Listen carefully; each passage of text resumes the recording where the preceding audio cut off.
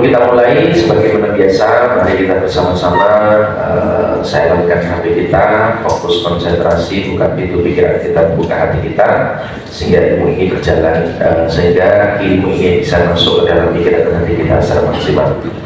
Baik, sebelum dimulai, kemarin sudah saya sampaikan Bapak Ibu, saya akan review sebentar, yang nanti materi yang berikutnya akan nyambung.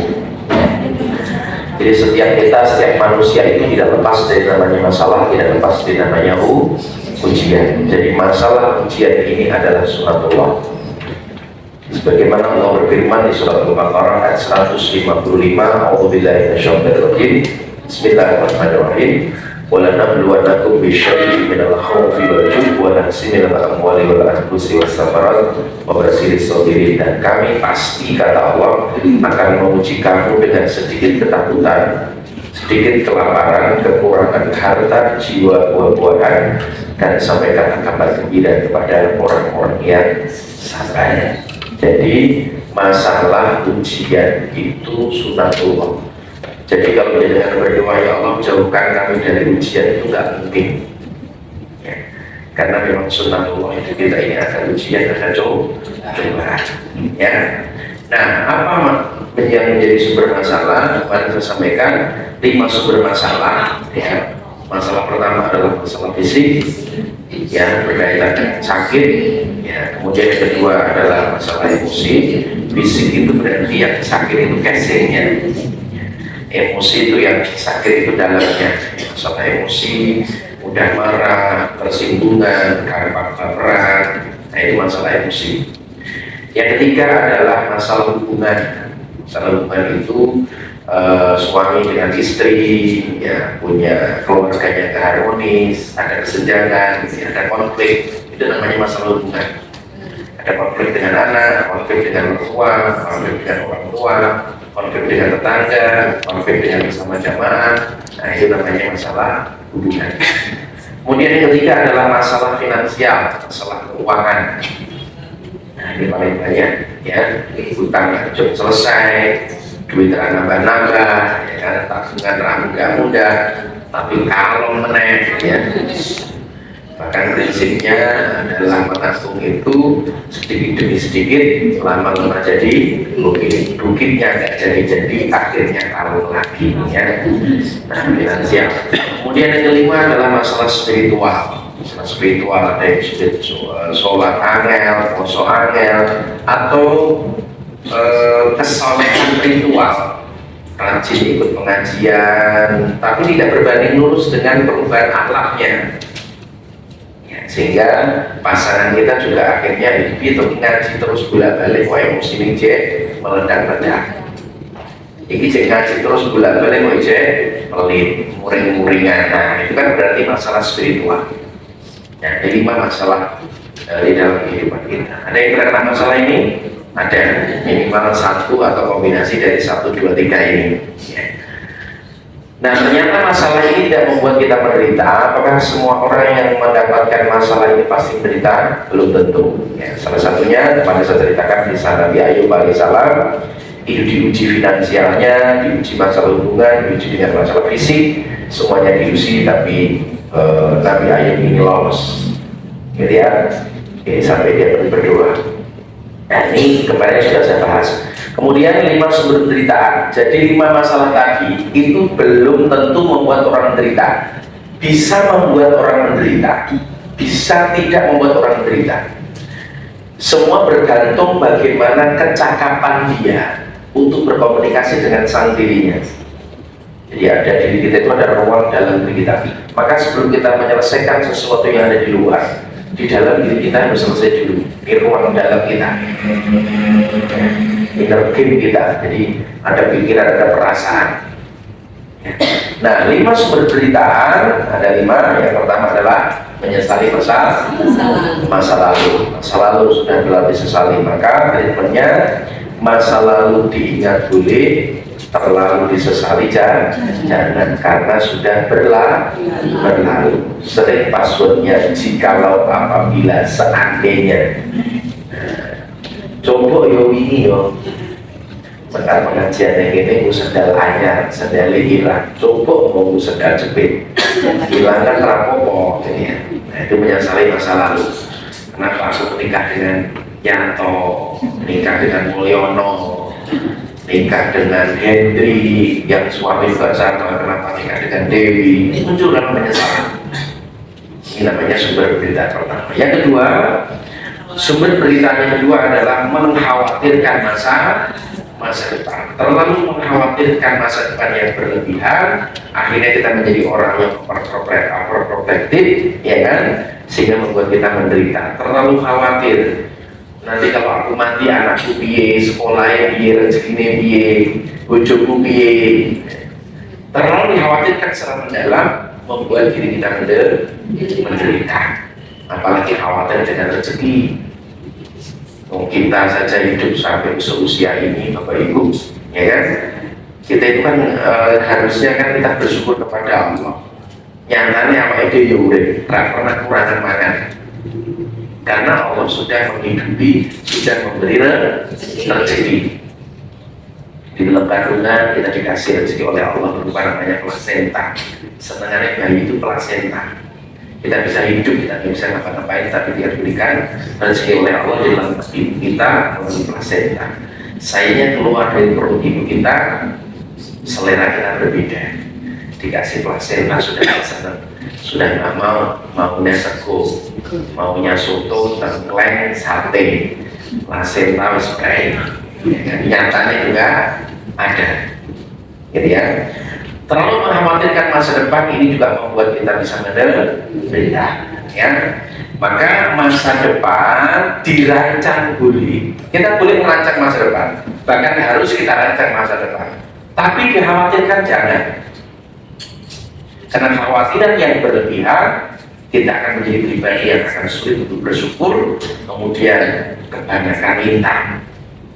Akhirnya doa ini.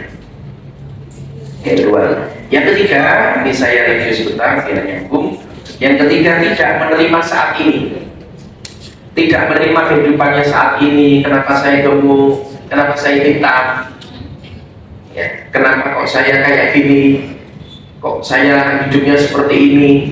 Kok saya nggak cantik? Kok saya jelek? Kok saya nggak ganteng? Keadaan saat ini dia tidak terima.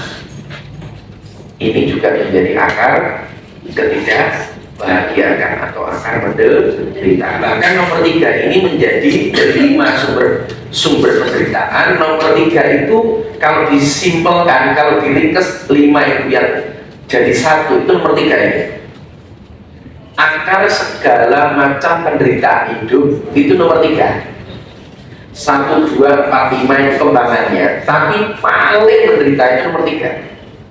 Dia tidak menerima kondisi dia saat ini. Kalau dengan sakit, Anda nggak terima sakit itu, Anda menderita. Anda hari ini punya utang, Anda tidak menerima Anda hari ini punya utang, Anda nggak mau terima. Karena kemarin sudah kaya, duitnya banyak, isin, nggak diterima, jadi kan menderita. Ya, maka syukuri, nikmati hidup kita saat ini. Ini ya. Karena sesungguhnya hidup kita jajannya hari ini, Bu. Saat ini, menit ini, jam ini hidup kita sesungguhnya.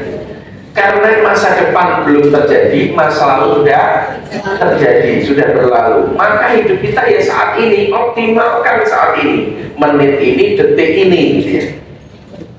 Dengan yang baik. Nah, tidak menerima saat ini. Dan yang keempat, ini yang paling banyak, menggantungkan kebahagiaan di mulut orang lain. Inilah yang membuat orang gampang baper, gampang tersinggungan, gampang butuhan. Karena omongannya wong dilebokke kabeh, omongannya wong dipikir. Jenenge wong iki ngomong karo apa itu sapenake dhewe. Dan yang kedua, terutama ya, terutama para ibu-ibu ini ahli sejarah. Ahli apa? Ahli sejarah. Ketutupan proyektor. Ahli sejarah itu apa? Ahli sejarah artinya nek ono perilaku kegiatan aktivitas yang elek itu cenderung kita ingat. Dan memang tatanan otak kita itu kayak gitu, Bapak. Itulah nanti perlu kita sadari. Kita itu cenderung mudah mengingat sesuatu yang elek. Ya kan? Jenengan ibu-ibu neng pasar diterke bojone bolak-balik, ya Pak diterke engko bojone mulai seko jemput di telepon moro meneh. Suatu ketika telat sepisan setengah jam. Dilele terus. Gitu ya. Sehingga jadi masalah. Jadi mulai hari ini nanti caranya gimana kita belajar, jangan menggantungkan kebahagiaan lewat mulut orang lain. Karena jenenge ngomong sampai naik dulu. Seperti kemarin saya ceritakan, kemarin sampai di sini ya, filosofi gelas dan air, gelas dan garam. Suatu ketika seorang murid ini curhat kepada gurunya, wahai guru, ada apa? Kok aku kok jengkelan ya guru ya, kok mantelan ya? Ini orang ngomong apa tentang diriku, aku kok rasanya emosi ya, panas atenan ya. Ada apa guru? Oh menonton, ya wes, melu aku diajak ke dapur, siapkan gelas. Kemudian gelas dikasih air putih, kemudian dikasih garam. Setelah garam dimasukkan ke dalam gelas, kemudian diaduk, disuruh muridnya untuk minum. Silakan kamu minum. Kemudian diminum, dimuntahkan. Oh, asin guru, asin ya? Iya. Ya wes, pergi yuk melu aku, neng kali ke sungai. Itu di belakang rumah ada garam satu sak, gue sak. Buat apa guru wes melu aja kalau kan takut. Sampai di pinggir kali, kemudian muridnya diminta untuk ambil satu gram garam, dimasukkan ke dalam kali, kemudian airnya juga mengalir, diaduk, suruh ambil airnya diminum. Gimana rasanya? Asin? Enggak asin guru, seger guru. Ya, ya wis nek ngono satu sak lembuk kabeh. Baik guru, satu sak dilembuk kabeh nek kali, kemudian diaduk, diambil airnya diminum. Gimana rasanya? Tawar guru. Asin enggak? Enggak ada asinnya sama sekali. Sama. Garam itu adalah omongan orang lain terhadap diri. Garam itu adalah pembicaraan orang lain membicarakan tentang dirimu. Yang membuat kamu sakit hati itu bukan garamnya, tapi wadahmu terlalu kecil. Karena wadahmu satu gelas, maka dikasih garam dikit sudah emosi. Okay. Tapi kalau hatimu sudah seluas danau, seluas sungai, dikasih garam apapun, orang ngomong apapun, biasa-biasa saja. Nah itu Bapak Ibu ya. Maka jangan menggantungkan kebahagiaan lewat mulut orang lain. Jangan menggantungkan garam orang lain untuk kamu bahagia. Mengapa? Satu, apapun yang kita lakukan ini mesti ono sing seneng, ono sing ora seneng. Ya, satu kisah Luqmanul Hakim dan keledai tunggangannya. Ya. Suatu ketika, ini kisah cukup populer. Luqmanul Hakim ini bersama dengan putranya dengan membawa seekor keledai. Yang pertama putranya disuruh naik keledai. Seperti di gambarnya. Kemudian Luqmanul Hakim nuntun keledai, anaknya numpak lewat di sebuah pasar, ono wong kumpul-kumpul, lewat kono diomongi, iki anak duwe tata krama ra sopan santun. Bapake diakali kon nuntun, dhewe malah numpak enak-enakan. Dasar anak kurang ajar. Ya, terdengar itu ya anaknya ngedun. Setelah anaknya turun, gantian bapaknya munggah naik keledai. Ya, anaknya dituntun tidak begitu lama. Ada orang yang berkumpul lewat di situ gremeng menaiki. Bapak jan orang genah tenan. Anaknya cilik diakali kok nuntun deh enak-enakan numpak. Wis dasar bapak ra duwe akhlak, ra duwe perilaku sing apik, ra kasih sayang karo anake. Kliru meneh kok, akhire wong loro numpak kabeh. Keledai kecil tembangi orang tua lewat di sebuah perkumpulan lagi gremeng lewat diomongi iki bapak karo anak kompak tenan. Podo-podo tidak punya peri kehewanan. Ya, dan punya beri kehewanan wes jan wes kompak tidak ditotok kromo. Keledai cilik kok ditumpai wong loro salah meneh. Akhirnya wong loro medun kabeh, keledene dituntun Bu. Ya. Dituntun lewat wong mungger meneh. Iki wong bodho men ya. Duwe tunggangan ora ditumpaki. Wis. Nek aku ya eman-eman nek aku tak tumpaki gitu ya. Akhirnya gegeten keledene dibopong wong loro dipanggul.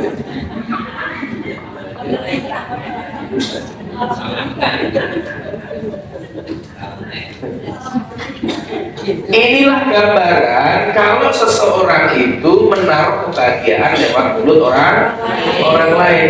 Maka kalau apa yang kita lakukan itu sudah benar, ada petunjuknya di jalan yang benar, terus melakukan. Karena kita tidak mungkin memuaskan semua orang. Tata hati minta petunjuk kepada Allah. Toto. Orang ngasih saran, ngasih masukan, kita terima.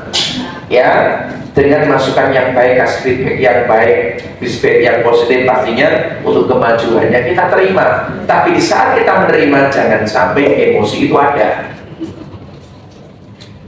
Ya, sehingga kita tenang Bu, nyaman, kita terbebas dari penderitaan. Ya, wah kalau sudah seperti ini itulah cukup ikhlas. Orang yang menaruh kebahagiaan lewat mulut orang lain itu orang itu belum ikhlas. Ikhlas itu perhatiannya Gusti Allah pada dirinya, perhatian manusia kira pati penting. Ya kan? Ketika mursyid guru kita melakukan pengobatan sudah berjalan 27 tahun, ya kan? Itu awal pertama kali kan ngomong macam-macam. Iki sopo ora dokter kok nambani dikapake ucap-ucap fitnah di mana-mana, tapi guru kita jalan wae. Kenapa? Manfaat. Minimal kalau tidak ada manfaatnya kan tidak narik upah, tidak minta bayaran, ya kan? Tapi minimal dia hatinya tenang karena dicerdake karo Gusti Allah. Ditambah meneh balik ke duit. Sing mek protes apa saiki coba? Ya kan? Niru sulit kok. Tapi kenapa beliau jalan di kanan? Jalan lain. Bahkan semua dokter sudah angkat tangan. Wah, ini beda berarti. Ya, maka mulai-mulai kita belajar. Ya, kemarin saya ceritakan kisah Rasulullah dengan orang tua kita yang selalu menghina, selalu mencaci beliau, tapi beliau terus memberikan kebaikan. Ya, ini kemarin sudah ceritakan kisah Rasulullah ya. Yang saat itu Rasulullah sebelum beliau meninggal, pojok pasar Madinah ada orang tua kita yang Rasulullah selalu datang memberi makan, dan orang kita itu selalu menghina Rasulullah.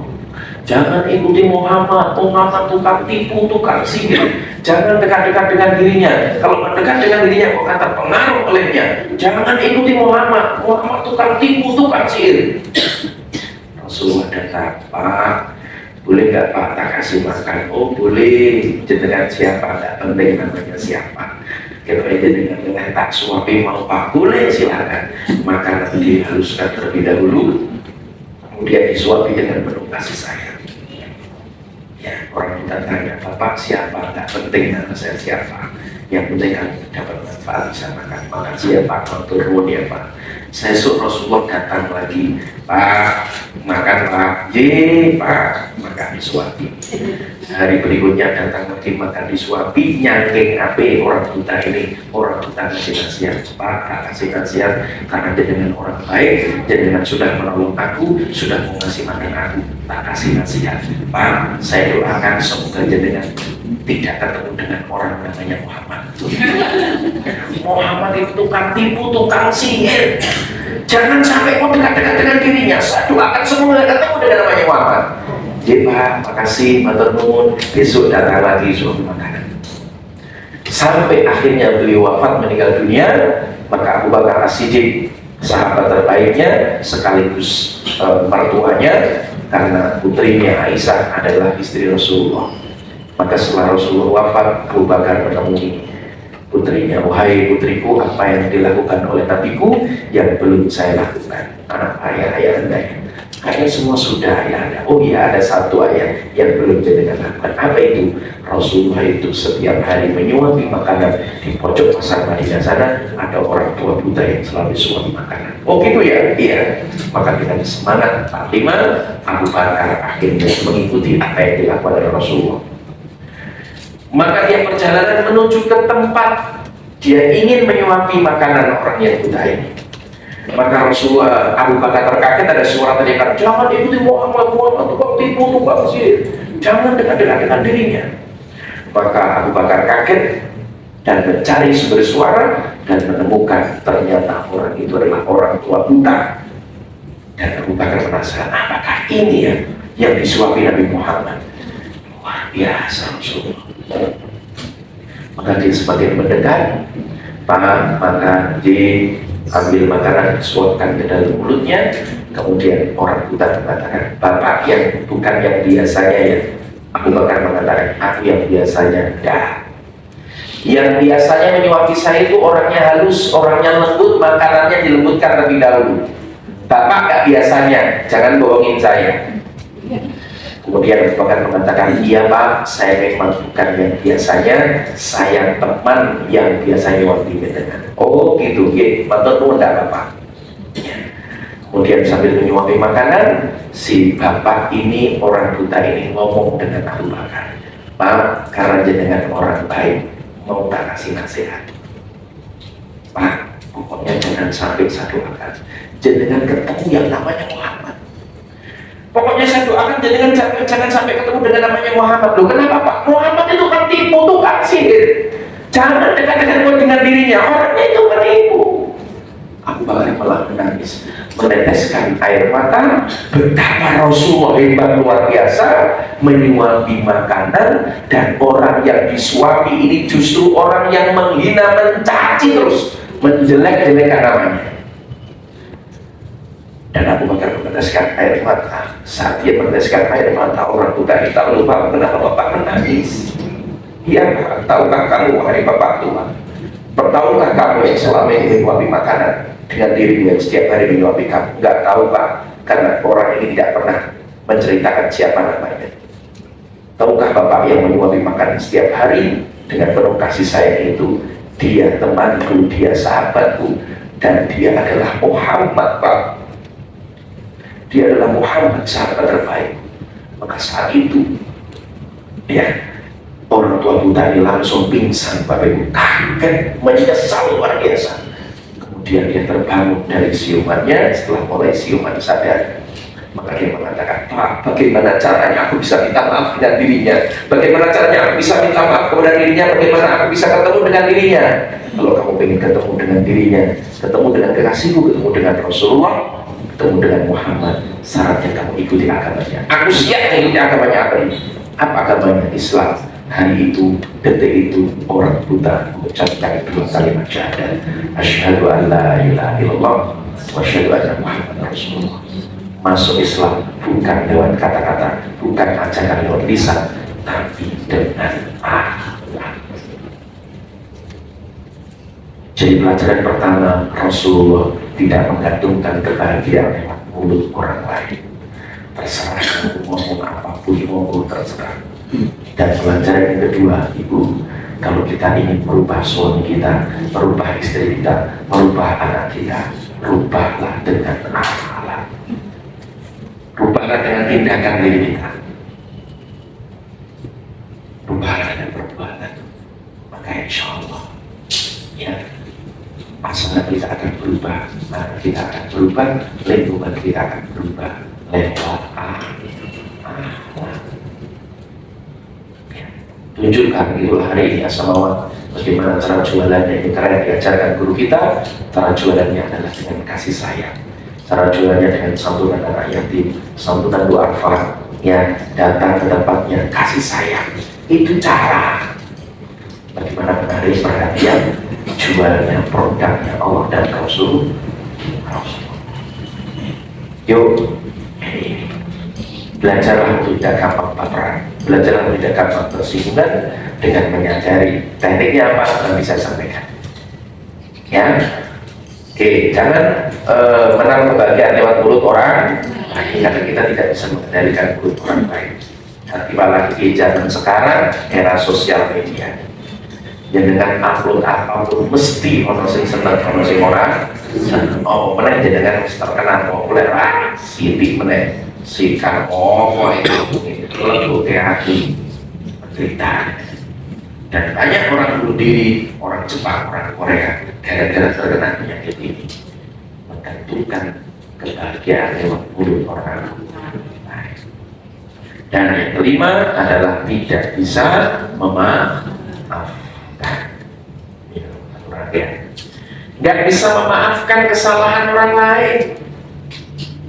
Memaafkan bukan berarti menyetujui perbuatan dia mendolimi kita. Memaafkan bukan berarti kita sepakat dengan perbuatan dosa yang dia lakukan. Bukan. Memaafkan adalah sebuah sikap dalam hati kita. Sikap mengampuni, sifat memaafkan. Kalau orang itu punya hutang dengan kita, ya tetap dikejar jalur bagaimana hutangnya balik. Kalau memang harus urusan kepolisian, urusan kepolisian. Pemaafan bukan berarti akhirnya ada pertanyaan di jamaah yang sebelumnya ya, ada tanya, Pak, kalau aku memaafkan, kalau nanti aku dimanfaatkan gimana Pak? Kan dia tahu aku ini orang pemaaf Pak, sehingga dia akan mudah untuk mendolimi aku. Bukan memaafkan akhirnya terus rapopo, didolimi rapopo, bukan itu. Kalau memang keliru, ada urusannya dengan hutang piutang, itu tetap dikejar. Urusannya dengan urusan kriminal, tetap jalur polisi, jalur pengadilan. Tetapi hati kita tetap memaafkan. Itu. Ya, apalagi kita pengen sehat. Ya, kalau dalam dunia psikologi, sakit fisik seseorang itu sangat dipengaruhi oleh psikologisnya. Salah satunya kanker yang menyebabkan adalah dendam. Ya, ini kisah nyata dari guru saya, guru kehidupan saya. Si ibu ditanya, dia anaknya, Ibu sakit kanker stadium 4. Ibu punya masalah apa? Ibu punya ada orang yang dijengeli? Nggak ada Pak. Siapa itu? Mertuaku Pak. Maafkan nggak bisa Pak. Sorry Pak, sampai mati itu bisa Pak. Lah gitu ceritanya dia dengan suaminya itu kawin lari bukan sok ya. Artinya nikah tidak disetujui oleh orang tua, terutama tidak disetujui oleh ibunya si suami ini nggak menyetujui kalau nikah dengan cara ini. Tapi dua-duanya karena cinta, karena sayang nekat.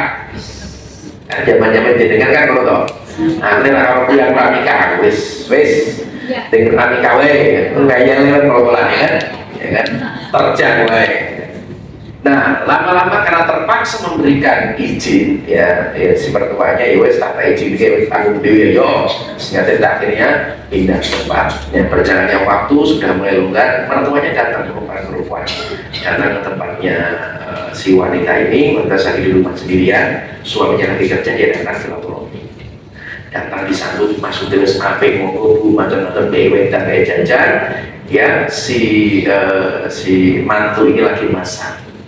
Tuanya datang Bang, ada nih dengan tertinggal pripun Bu sejak anak nikah karo jenengan uripe tambah rekoso rezeki tambah mantap dasar wanita membawa siang diomongkan oleh mertua kan orang seneng kan dia ya kan diomongkan itu kejadiannya hanya 20 detik. Si wanita ini, mantu ini enggak terima, loro hati, mlebu kamar nangis sampai bojone teko nangis, akhirnya bersumpah aku ora mungkin maaf ke ibumu. Digowo sampai 20 tahun. Kejadiannya 20 menit. Digowo 20 tahun. Semangat menikmati. Orang yang tidak memaafkan itu dia berharap memberi minuman racun kepada orang yang sedang mendolimi. Dia berharap kasih racun dia yang mati. Justru sebaliknya, dia sedang meminum racunnya sendiri karena tidak memaafkan. Ya, itulah agama mengajarkan kepada kita wal afina anin nas. memaafkan kesalahan orang lain. Gampang orang gampang, butuh latihan. Itulah nanti dengan mindfulness kita belajar. Kalau jenengan suami punya masalah dengan jenengan, masalah hubungan mau, dendam, orang iso maafki, bendino ketemu, bendendam, orang harmonis sudah beda. Apalagi kita cerita tentang inner voice mastering, ada kata-kata yang sering muncul dalam diri kita. Kata-kata ada dua, ada masukan dari setan, namanya setan talk. Dan yang kedua adalah kata-kata yang muncul karena program, karena trauma, karena masalah. Itu semakin diputar, sehingga keluarga menjadi tidak harmonis karena mengembangkan namanya inner voice itu diulang-ulang terus. Itu kenapa kita maafkan. Saya belajar untuk memaafkan. Saya sedang meniru salah satu sahabat Rasulullah yang disebut dijamin masuk surga. Ahli surga salah satunya sebelum tidur dia bersumpah setiap yang ada pada yang tidak nyaman di mana. Halo, ini 5 sumber penderitaan, 5 sumber masalah dan 5 sumber penderitaan. Ini treatmentnya beda. Kalau 5 sumber masalah tadi ini dengan sakit, ya itu boleh impian, gitu ya. Kemudian apa? Kalau luka batinnya disembuhkan. Kalau kaitannya dengan finansial berarti kerjanya yang tenanan, gitu kan? Gitu ya. Nah, kalau kaitan dengan sumber penderitaan ini perlu kita tata, terutama kita tata pikiran dan perasaan kita. Ya, 5 sumber penderitaan. Yang pertama apa? Yang kedua, yang ketiga, yang keempat, menentukan kebahagiaan pada mulut orang lain. Yang kelima, tidak memaafkan orang lain. Maka ini ada 5 sumber masalah, 5 sumber masalah fisik, emosi, hubungan, finansial, spiritual. Jadi masalah uripe awake dhewe mung 5 iki. Dengan tarik bolak-balik jajannya mau iki. Benar kira-kira? Dalam masalah fisik, masalah hati ini, masalah hubungan juga kaitan masalah hati, masalah finansial juga kaitan dengan masalah fisik, kurang duit, merasa kurang duit terus, ya kan? Ini orang selalu merasa kurang, bahkan nanti ini suatu yang merasa kurang, kurang terus ya. Kemudian masalah spiritual dan ada 5 sumber penderitaan. Nah inilah yang nanti kita treatment, yang kita latih, sing menderita itu. Ben awalnya tidak menderita. 5 sumber penderitaan, menyesali masa lalu, mengkhawatirkan masa depan, tidak menerima saat ini, ya, menaruh kebahagiaan lewat mulut orang lain, dan yang kelima adalah tidak memaafkan. Nah, maka 5 sumber penderitaan ini bisa disebabkan oleh pikiran dan perasaan. Maka yang bisa mentreatment ketika kita menguasai pikiran dan perasaan kita. Ya, kita fokus pada diri kita ya. Oke, jadi orang lain ngomong tentang kita itu garam. Ya, kalau orang ngomong baik kepada kita kasih gula, kayak gula terus, jadi manis. Jadi kan sampai nonton dulu, itu kayak gula, ini kode pengen ditraktir, ini kode pengen di-link gitu ya. Gitu ya. Nah, bagaimana caranya untuk mengatasi 5 sumber penderitaan dengan namanya mindfulness? Mindfulness apa sih? Mindfulness itu kuncinya 2, fokus dan aware. Fokus dan apa? Aware. Bapak mungkin sudah pernah menjelaskan, tapi kita versi yang beda, ya. Sama tapi kemasan yang beda, intinya sama. Kemudian kalau bahasa Indonesianya sering disampaikan hadir penuh sadar tutup. Kalau bahasa Arabnya mindfulness itu khusyuk. Mindfulness itu khusyuk, hadir penuh sadar utuh, fokus dan aware, fokus dan sadar. Ya, ini caranya. Nah, saya akan tunjukkan beberapa literatur Bu. Ya, ini contohnya kenapa mindfulness ini penting. Karena di Harvard University ternyata sekitar 47% ya, semasa kita berjaga setelah bangun tidur, 47% kegiatan yang kita lakukan itu nggak fokus. Kita itu selalu senang memikirkan sesuatu yang belum terjadi, ya, yang tidak terjadi sering kita pikirkan. Artinya 47% riset di Harvard ini, 47% aktivitas yang kita lakukan itu tidak fokus, tidak hadir penuh, tidak fokus di situ. Contoh, sholat mikir mangan, mangan mikir sholat, pengajian mikir memeane rutinitas, pas pengajian mikir untuk bojone ngopo dan sebagainya, anak piye, itu namanya nggak fokus. Inilah salah satu yang membuat kita itu tidak bahagia, nggak menikmati saat ini. Karena apa? Saya dilakoni saiki, fisiknya di sini, tapi pikirannya kemana-mana gitu. Ya, neng omah ono bojone, tapi mikir bojone wong liya. Kok banter berarti tahu berarti ya. Ya kan? Nih ya, di rumah ada istri sendiri memikirkan istrinya orang lain. Ya, jenengan nih sering makan pengajian, kan jenengan sering toto-toto. Tuh, ibu sopo jadi. Gus suami ini jenengan. Aku suami itu tau gue. Aku malah gue Ustaz. Ini kalau bojone ra tau toto-toto, kalau bojone ra tau wangi-wanginan, tapi nih masalah kondangan, mangkat ngaji, malah senengane pakai make-up. Ini salah fokus. Orang ini wong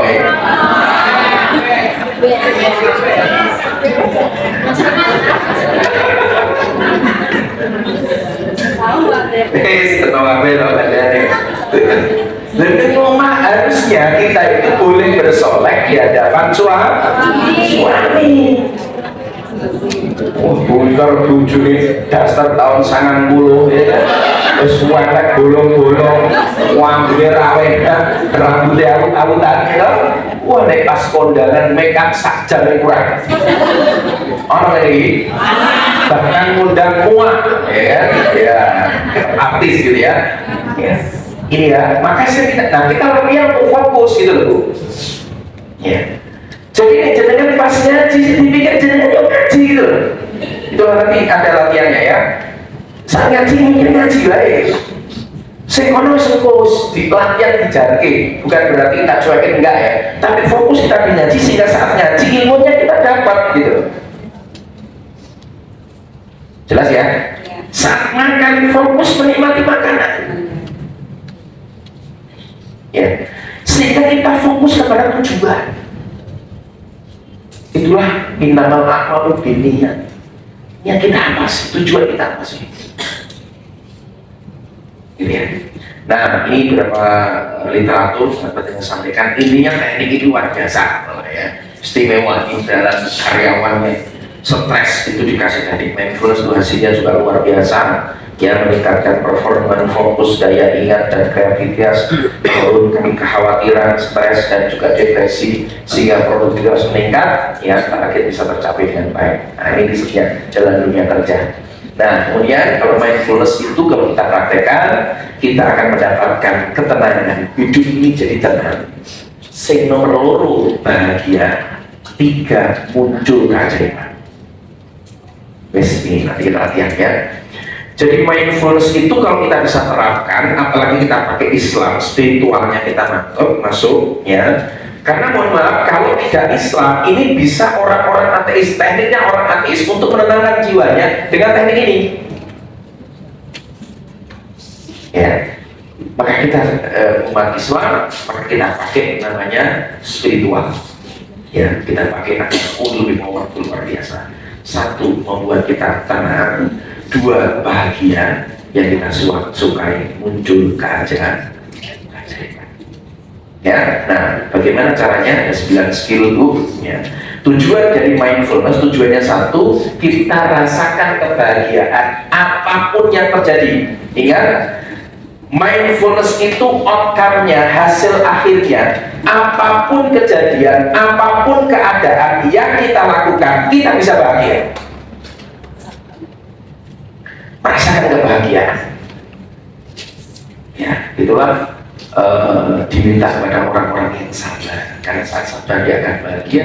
Puncak kesabaran di ayat Al-Baqarah 156-nya, ketika orang diterima musibah dia mengucapkan qalu inna lillahi wa inna ilaihi raji'un. Jadi puncak kebahagiaan adalah inna lillahi, semua urusan semua datangnya dari Allah dikembalikan kepada Allah.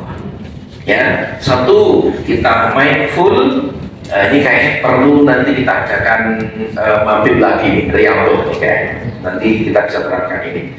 Nah, yang pertama itu namanya mindful breathing, bernafas dengan penuh kesadaran.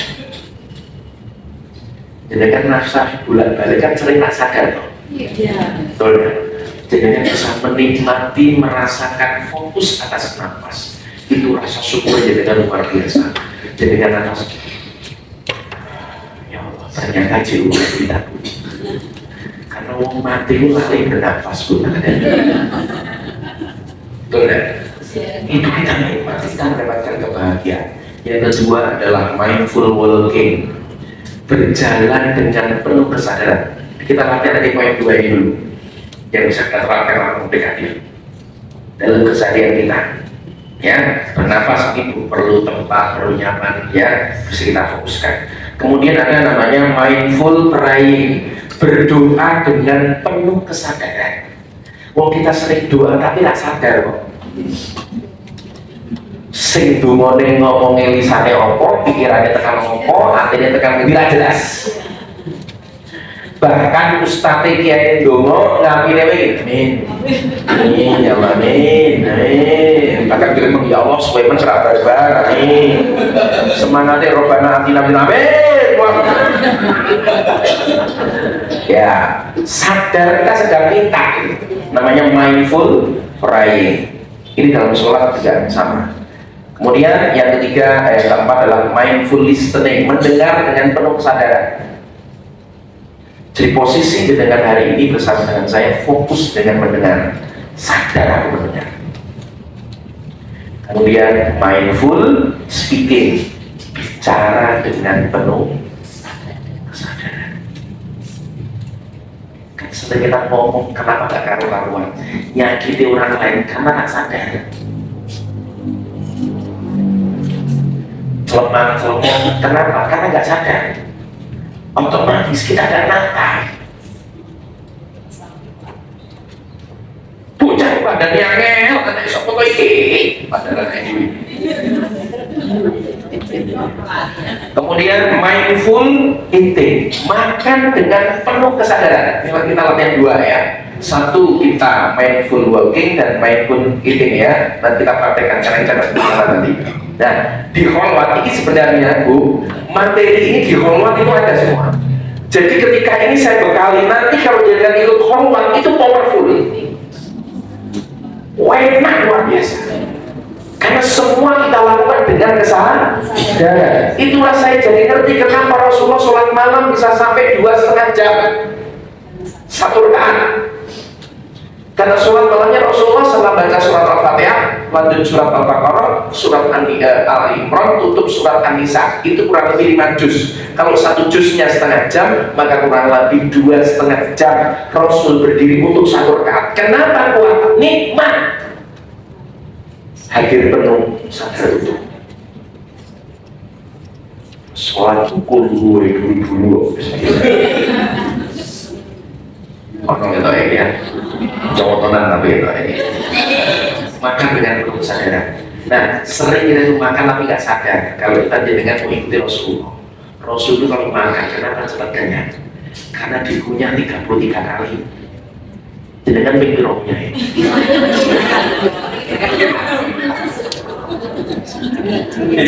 Pokoknya acara kondangan rasa bertata. Iya, aku raku mana? Iya. Di sopok sini aris ya. Makan dari itu raku, terus sadar kan loh. Jiwi kabeh bulan makan rawan parah gitu ya. Karena sadar memang gitu ya. Kemudian adalah mindful sleeping, tidur dengan penuh kesadaran. Tidur dengan kesadaran Bu, itu bisa nilai pahala luar biasa. Pemuda Ashabul Kahfi berada di gua, itu kan tidur sampai ratusan tahun. Itu bernilai ibadah. Karena sadar dia turu. Tapi kita sering keturun loh nggak TV loh. Ya, keturun kalau nonton HP loh, ya kan? Ini urip tapi sekali sadar. Sehingga hidup kita kualitas. Kemudian mindful, talking indah, menerima dengan penuh kesadaran. Terutama menerima sesuatu yang tidak nyaman, menerima omongan orang lain dengan penuh kesadaran, menerima perkataan orang lain dengan penuh kesadaran. Ya, nah itu luar biasa. Kemudian mindful ini paling tinggi, mindful listening to God, mendengarkan Allah, pesannya Allah dengan penuh kesadaran. Allah itu sering komunikasi dengan kita, tapi karena kita nggak sadar, kita nggak ini ya, wah luar biasa. Ini dipraktekkan jadi wali gitu kan. Minimal wali murid pasti santri ya. Nah, langsung kita ambil yang pertama, Bu. Yang pertama kita akan praktek tentang mindful walking. Nanti bisa praktekkan, kita praktek. Semoga nyampe waktunya, insya Allah nyampe ya. Yang pertama mindful walking. Satu, berjalan dengan penuh kesadaran. Maksudnya apa dengan kesadaran? Mulai hari ini PR-nya, saya berikan PR juga di jejapan yang lain. Setiap kita bergerak, setiap kita berjalan, setiap dengan ketemu dengan orang, munculkan yang pertama loving kindness. Apa Bu? Loving kindness itu kasih sayang. Loving kindness itu welas asih. Jadi wong sing welas asih dengan kesadaran saat kita berjalan, ketemu dengan orang, hadirkan welas asih ini. Kenapa ini satu poin ini saya sampaikan? Karena welas asih kita sedang menyambung, mengambil estafet perjuangan Rasulullah. Rasulullah hadir di sini di muka bumi ini. Salah satunya adalah menebar kasih sayang, menebar keselamatan. Sebagaimana surat Al-Taubah ayat 128 saat membaca Maulid Rasul, Maulid tiba, Maulid Al-Barzanji, selalu ayat ini ada. Nah inilah kenapa disebut kata yang pertama. Bismillahirrahmanirrahim. Laqad ja'akum rasulun min anfusikum azizun 'alaihi ma anittum harisun 'alaikum bil mu'minina raufur rahim. Sungguh telah datang kepadamu seorang nabi, seorang rasul dari kaummu sendiri. Jadi Allah ingin memberikan petunjuk kepada kita, ya, bahwasanya kita itu bisa meniru Nabi, bisa mencontoh Nabi. Kenapa? Nabi itu dari kaum kita, Nabi dari bangsa manusia, bukan dari bangsa jin, bukan dari bangsa malaikat. Rasul berkeluarga, Rasul yang makan, punya istri, yang punya anak, rumah tangga, sebagaimana kita, ya. Berat terasa olehnya penderitaanmu. Dia sangat khawatir, dia sangat peduli, mengkhawatirkan tentang penderitaan kita. Sampai meninggal dunia yang diingat adalah umati ya. Betapa Rasul itu peduli. Dan yang tidak pentingnya, sangat menginginkan apa? Keimanan dan keselamatan. Misinya Nabi Muhammad nomor 1, menginginkan kita semuanya selamat, menginginkan semua orang itu iman, dan menginginkan semua orang itu selamat. Itulah Rasul jadi cahaya, bukan jadi hakim yang menyalahkan orang lain, ya. Dan yang tidak kalah pentingnya, akhlak Rasulullah yang perlu kita tiru untuk di mindful walking ini adalah Raufur Rahim. Rasulullah itu welas asih, kasih sayang. Ini. Dan semua para kekasih Allah yang dicintai oleh Allah, mereka punya satu sifat karakter, kasih sayang. Suatu ketika Nabiullah Ibrahim alaihissalam ditanya oleh Allah, wahai Ibrahim, tahu nggak kamu kenapa kamu tak kasih gelar namanya Khalilullah, menjadi kekasihku? Apa ya Allah, kenapa aku berikan gelar namanya Khalilullah, kekasih engkau? Iya Ibrahim, karena salah satunya kamu punya sifat welas asih, karena kamu tidak bisa kenyang sendirian. Nabi Ibrahim itu kalau makan orang isowarak pilihan, selalu mengajak orang lain untuk diajak makan. Diceritakan di kitab Nasul Hibat karya Imam Nawawi Al-Bantani, diceritakan berjalan sampai bermil-mil hanya mencari orang golek wong sing diajak makan. Welas asih. Itu berapa itu dengan cak wong liya mangan praksen rapat enak mangan dewi mangan saya jujur sekarang mangan saya paling enak bareng serius mangan saya enak mangan di pangan dewi dikira enak nyaman saya paling enak ngejak setuju? Sepakat? Ini loh misi senang traktir waliullah kasih Allah. Terus senangannya ditraktir, baik. Pengen ditraktir terus, pengen jadi wali itu mesti baik. Ya, nah apa yang bisa kita lakukan meneruskan misi Rasulullah ini? Nah, setiap ketemu orang, yuk kita praktekkan. Ini saya praktekkan keren banget. Ya, praktekkan Anda bisa 40 hari lah istiqomah Anda lakukan setiap hari. Apalagi setiap hari ketemu orang lakukan ini, bisa berjumpa dengan orang lain. Perlu diingat-ingat dengan penuh kesadaran, ya. Ini keren. Apa itu? Setiap ketika orang satu doakan dengan salam sepenuh cinta. Doakan apa? Doakan dengan salam sepenuh cinta. Bagaimana salamnya? Salamnya standar. Tapi saya pengen ibu bapak hari ini hadir. Kita praktekkan salam dengan sepenuh cinta, kasih sayang. Saya gini, Assalamualaikum. Saat kita mengucapkan Assalamualaikum, hati kita mengucapkan semoga jenengan selamat dunia akhirat. Ini misinya Rasulullah. Rasul itu kepada umatnya cuma satu yang diharapkan, selamat. Rasul itu tidak pilih-pilih suatu orang. Rasul itu berharap semua umat itu masuk surga. Ya, semua berharap masuk surga, siapapun itu didoakan Rasulullah agar masuk surga. Itulah isinya selamat, gitu ya. Kan itu apa dia terlalu merasa diri kita itu paling suci dia. Seakan-akan masuk surga nih apa itu komunikasi tok liane ojo, aku tok wae.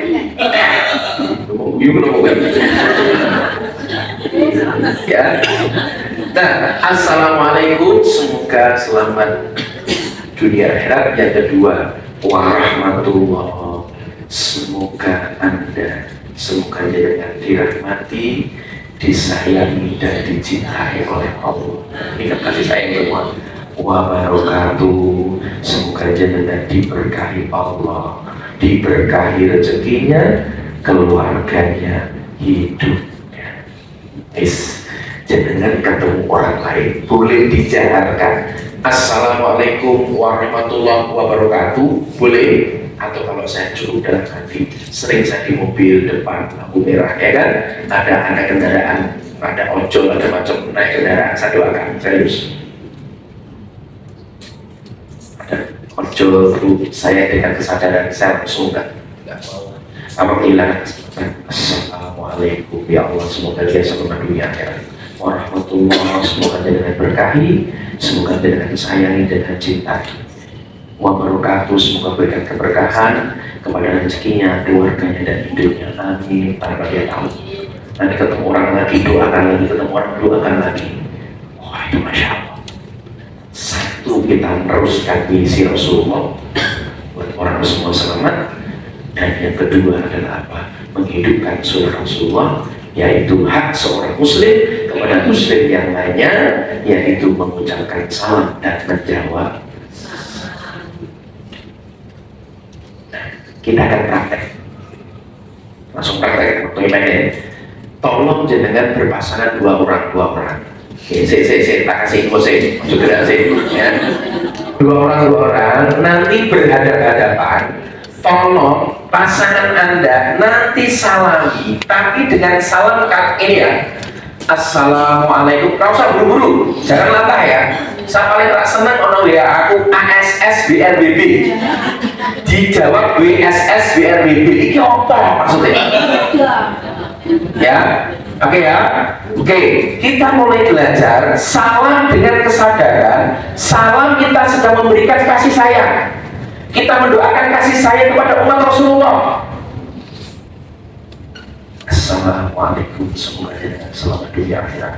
Warahmatullah, semoga dengan dirahmati, disayangi, dijaga oleh Allah wabarakatuh. Semoga dengan diberkahi hidupnya, rezekinya, diberkahi keluarganya.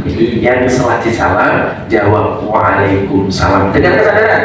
Semoga jenengan juga selamat dunia akhirat. Warahmatullah, jenengan juga disayangi, dirahmati, dicintai oleh Allah wabarakatuh, diberkahi rezekinya, diberkahi keluarganya, hidupnya oleh Allah. Nah, dua orang ketemu berdoa dan saling membalas doa.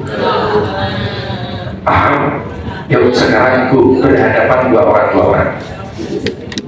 Nah, ini minimal 5 kalau cukup. Yuk. Kenapa namanya Waktunya nggak cukup. Iya, sengaja. Saya memang langsung ke nomor 2 biar langsung diaplikasikan. Ya, karena ini kaitannya dengan orang lain ya. Kalau nomor 1 kan diri sendiri. Nah, maka nanti ada part 3-nya ya. Nanti part 3, insya Allah kita akan diskusi, kita akan ada dialog lagi dan nanti kita praktekkan. Oke ya. Tolong mohon maaf yang merasa dagingnya lebih banyak, jadi nyalami dulu. Ya, yang berat badannya lebih berat, mengucapkan salam ya dengan kesadaran. Dengan apa? Kesadaran ya. Dan boleh jadinya lihat slide juga boleh. Ya, saya perlu penjelasan untuk dipandu karena ini latihan. Siap ya Bu? Siap ya? Kita mulai ya. Oke. Pelan-pelan dinikmati, intinya hati jenengan hidupkan dengan mengirimkan doa. Siap? Dimulai dari yang berat, dari yang lebih berat, nyala dulu. Dan nanti gantian ya, jawab waalaikumsalam warahmatullahi wabarakatuh. Siap? 1, 2, 3, go. Silakan. Assalamualaikum warahmatullahi wabarakatuh. Pahami maknanya ya? Kalau sudah, jawab sebaliknya. Waalaikumsalam. Semoga jenengan juga selamat dunia akhirat. Warahmatullah. Jenengan dirahmati, disayangi oleh Allah wabarakatuh. Diberkahi rezekinya, keluarganya, hidupnya. Amin. Kalau sudah, ganti teman, ganti sebelahnya. Hari ini minimal ketemu wong 5 yang disalami. Siap ya? Ganti orang lain dengan kesadaran. 1, 2, 3, go. Assalamualaikum, semoga jenengan selamat dunia akhirat. Warahmatullah, semoga jenengan dirahmati, dicintai, disayangi oleh Allah wabarakatuh. Semoga jenengan diberkahi rezekinya, keluarganya, hidupnya. Waalaikumsalam. Semoga jenengan juga selamat dunia akhirat wabarakatuh. Jenengan disayangi, dirahmati, dicintai oleh Allah wabarakatuh. Jenengan diberkahi rezekinya, hidupnya, diberkahi keluarganya. Amin. Oke, kalau sudah, ganti yang lain lagi. Ya, ganti orang, ganti teman ya. Oke, kanan ini di belakang boleh. Oke, 1, 2, 3, go. Silakan. Assalamualaikum warahmatullahi wabarakatuh. Waalaikumsalam. Semoga jenengan juga diberikan keselamatan dunia akhirat. Warahmatullah, diberkahi oleh Allah, dicintai, disayangi wabarakatuh, diberikan keberkahan rezekinya, keluarganya, hidupnya. Yang keempat, ya cari lagi. Yo, 1, 2, 3, go. Silakan. Boleh wong, hanya. Assalamualaikum warahmatullahi wabarakatuh. Waalaikumsalam.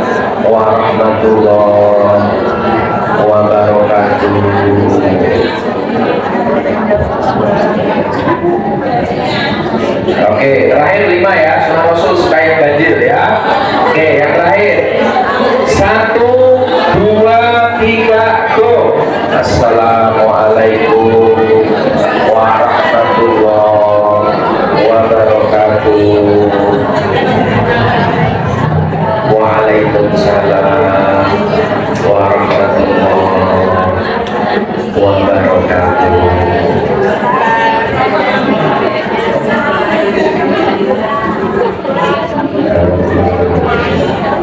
Alhamdulillah. Yuk balik lagi semua, fokus ke depan. Kita latihan lagi Bu. Sekarang tolong kita ucapkan salam tapi kepada orang yang hari ini hadir. Jenengan yang pertama bisa jenengan berikan salam kepada suami bagi yang istri, yang suami kepada istri, ya.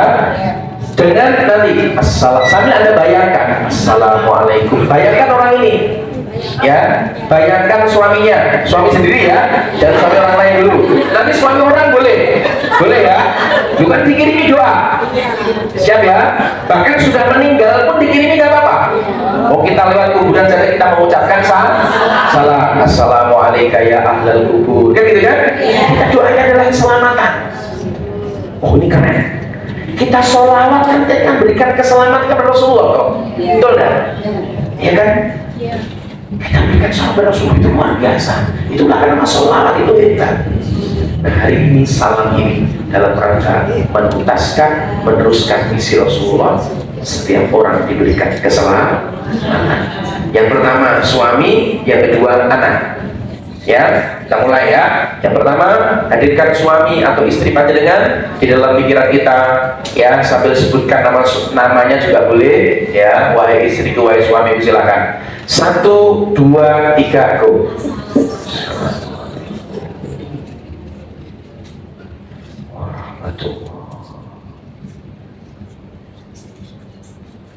Wabarakatuh. Yang kedua, putra putri panjenengan. Mulai dari anak yang pertama, atau mungkin Anda punya anak yang mungkin hari ini sedang berjaga dengan Anda. Di kesempatan kita kirimi doa, karena doa itu akan kembali kepada diri kita. Kita kirimkan salam kepada anak kita.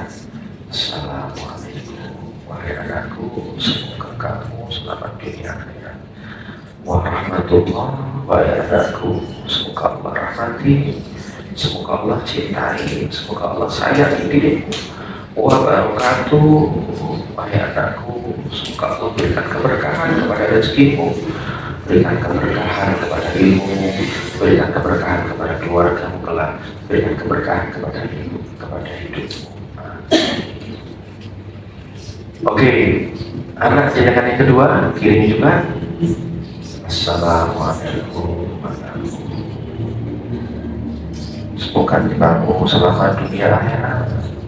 Wahai anakku, semoga kamu dicintai oleh Allah, disayangi oleh Allah. Wahai anakku, warahmatullah, semoga kamu diberkahi oleh Allah, hidupmu diberkahi, rezekimu diberkahi, keluargamu juga diberkahi. Kita kirimkan salam kepada kedua orang tua kita yang baik masih ada pun sudah meninggal dunia. Kita kirimi salam kepada beliau. Assalamualaikum, wahai ayah, wahai bapak, semoga panjenengan disayangi, diberikan keselamatan oleh Allah. Selamat dunia akhirat, warahmatullah. Semoga jenengan wahai ayah dicintai oleh Allah di sana, disayangi oleh Allah, dirahmati oleh Allah. Wabarakatuh. Semoga jenengan wahai ayah diberkahi oleh Allah, diberkahi rezekinya, diberikan ampunan oleh Allah di sana. Satu lagi, hubung dengan suara Anda, kita kirimkan kepada ibu kita, dan yang masih ada pun sudah meninggal dunia.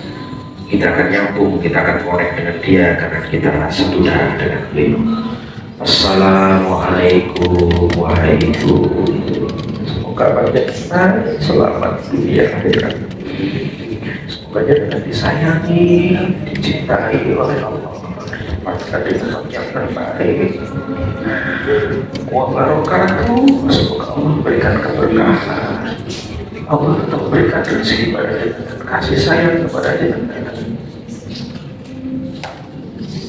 Kemudian terakhir kita kirimi salam kepada yang mengajarkan kita, yaitu Rasulullah. Kita berikan salam kepada beliau. Assalamualaikum ya Rasulullah. Assalamualaikum ya Nabiullah. Assalamualaikum ya Syafa'ullah. Assalamualaikum ya Habibullah. Dialah yang mengajarkan kita untuk kasih sayang. Dia yang mengajarkan kita untuk memaafkan. Dia yang mengajarkan kita untuk lemah lembut, memberikan kepada siapapun. Maka Bapak Ibu, teknik ini bisa Anda lakukan. Maka caranya setiap dengan bangun tidur, sebelum kita berdoa, alhamdulillahilladzi ahyana ba'da ma amatana wa ilaihi nusyur, berdoa kepada Allah, ya Allah, aku hari ini pengen bermanfaat bagi orang lain, minimal dengan salam ini. Percayalah, Anda terus ingat, ketemu dengan siapapun, ucapkan dalam hati, atau Anda ucapkan lewat jahar boleh, dalam hati kita terjemahkan. Percayalah, kita akan punya hati yang lemah lembut, kita punya hati yang kasih sayang, maka disitulah akan kita muncul namanya keajaiban. Siap Bapak Ibu? Siap ya? Mulai dipraktekkan, pulang rumah ya, nanti misalnya sampai di rumah Anda ketemu dengan suami saat tidur, Anda bangun, Anda ucapkan salam, Assalamualaikum warahmatullahi wabarakatuh. Lihat anaknya, lihat bapaknya, lihat ibunya, siapapun, ucapkan salam. Insya Allah hati kita lebih lembut, kita akan muncul kedamaian. Ya, nah insya Allah nanti kita lakukan di part 3. Di part 3-nya saya akan beri spesial, kita belajar tentang inner voice mastering. Kita belajar untuk mencermati, mensadari ada namanya kata-kata yang keluar dari diri kita. Itu yang kita alasi. Nah, kata-kata ini ada yang positif, ada yang negatif. Sayangnya banyak negatif. Kenapa orang nggak percaya diri? Karena kata-kata yang muncul itu negatif. Ya, maka kita akan kuasai, kita kenali ada namanya kata-kata lewat setan yang selalu berbisik kepada kita. Iwas visuturinas. Setan itu nggak punya kekuatan dia cuma satu, pinter misi. Ya, pinter komporin. Ya, insya Allah kita akan lanjut di pertemuan berikutnya, dipatikannya nanti kita latihan ya. Mungkin tanya, kenapa Mas Samit kok dilompati? Ya, karena saya ingin langsung shortcut nomor 2 biar langsung bisa dipraktekkan ya. Di berikutnya kita akan lanjut lewat part ini. Sebenarnya makan, tapi makan nggak nyambung waktunya ya, 2 sebenarnya, tapi tidak apa-apa ya, satu saja kualitas, kita paham, kita praktek. Insya Allah nanti kita akan lanjut ya di pertemuan yang berikutnya dengan penuh kesadaran. Semoga Allah rahmati, semoga berkahi, semoga Allah selalu bimbing kita, tentu kita selalu jalan yang lurus, jalannya orang-orang yang diberikan nikmat oleh Allah, bukan jalannya orang yang berkaya oleh Allah. Semoga hidup kita hidup yang bermanfaat, semoga akhir hidup kita husnul khatimah. Amin ya rabbal alamin. Mari kita baca istighfar kali. Astagfirullahaladzim, astagfirullahaladzim, astagfirullahaladzim. Kita lagi kali alhamdulillah, alhamdulillah, alhamdulillah. Doa kepada majelis. Subhanallah wa bihamdika, asyhadu an la ilaha illa anta, astaghfiruka wa atubu ilaik. Tentu dengan baca doa bersama, Bismillahirrahmanirrahim. Allahumma nasuddu wa tika amantu wa nasiyatur bi rahmatika ya amin. Allahumma barik lana fi ma razaqtana wa qina adzabannar. Walhamdulillahirabbil alamin. Assalamualaikum warahmatullahi wabarakatuh.